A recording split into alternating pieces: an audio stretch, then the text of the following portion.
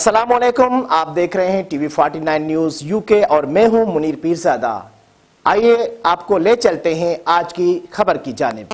میرپور ساکھرو میں ترقیاتی کاموں کا سلسلہ جاری۔ تعلقہ ایڈمنسٹریٹر میرپور ساکھرو عبدالکریم کمبہار کی نگرانی میں گوٹھیار محمد خاصکھیلی، ہاشم ملا و دیگر کوٹھوں میں ترقیاتی کاموں کا سلسلہ جاری ہے۔ اسی پر مزید بتا رہے ہیں ہمارے تعلقہ رپورٹر میرپور ساکھرو سید ذوالفقار علی۔